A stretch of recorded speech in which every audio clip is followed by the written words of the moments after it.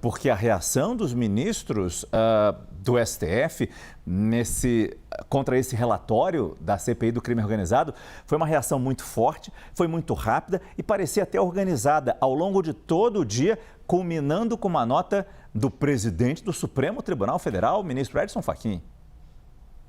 É isso, Márcio. Boa noite para você, Caio, e a todos que estão aqui conosco hoje. Ao longo do dia, os ministros, a primeira reação é falar ali nos bastidores, em princípio, sobre a indignação e o quanto eles consideravam absurdo esse relatório do senador Alessandro Vieira. A primeira reação veio do ministro Flávio Dino, que usou as redes sociais justamente para falar que apontar os ministros três ministros nesse relatório era um erro histórico. Inclusive, essa expressão erro histórico foi repetida depois pelo decano Gilmar Mendes, que é o presidente da segunda turma. E a gente viu também, Márcio, que é importante a gente dizer que essa crítica de Gilmar Mendes ao relatório de Alessandro Vieira foi seguido por Dias Toffoli e também pelo ministro André Mendonça, que é o atual relator dos casos do Banco Master e também do INSS.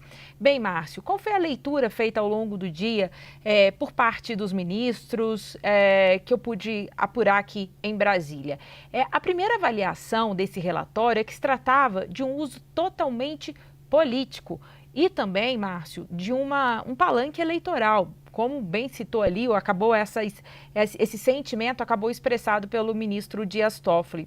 E aí, Márcio, também tinha uma avaliação de que Alessandro Vieira usou esse relatório quase como que uma revanche política. E eu vou te explicar por que revanche. A gente contou aqui na CNN, ao longo dos últimos dias, aquela decisão do Supremo Tribunal Federal que derrubou a decisão monocrática do ministro André Mendonça, que tinha permitido a prorrogação da CPMI do INSS. Essa decisão liminar de André Mendonça acabou derrotada depois no plenário da Casa. E por conta desse entendimento da Corte, a CPI do crime organizado, que terminaria hoje, ela não tinha para onde recorrer, porque já havia esse entendimento do próprio Supremo Tribunal Federal que isso se trata de uma decisão interna do Congresso. Então, eles acabaram vendo uma revanche do próprio,